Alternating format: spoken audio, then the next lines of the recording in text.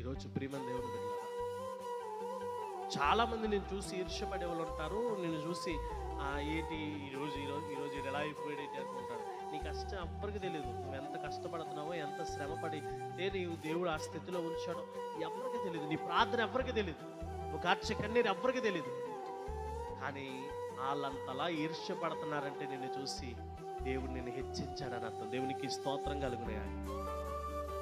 మస్కపల్లిలో సేవకురాలు మాట్లాడుతారా చెప్తుంది. ఇస్సాకు కోసం జ్ఞాపకం చేస్తున్నాను.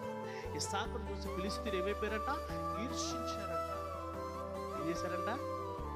ఇస్సాకు హెచ్చింపును చూసి ఫిలిష్తీయులు అందరూ ఏం చేశారంట?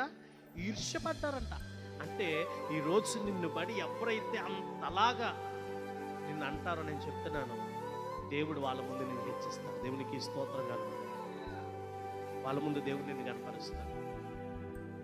ఎందుకంటే నీ ప్రార్థన జీవితం, నువ్వెంత ప్రార్థిస్తున్నావో, ఎంత దేవుడి దగ్గర కన్నీరు కారుస్తున్నావు, నీ మనసులో నువ్వు ఎంత వేదన చెందుతున్నావో ఆ దేవుడు 11వ కీర్తనలో చెప్తున్నాడు, భూమి మీద ఉన్నటువంటి ప్రతి నరులను కూడా ఏం చేస్తున్నాడంట?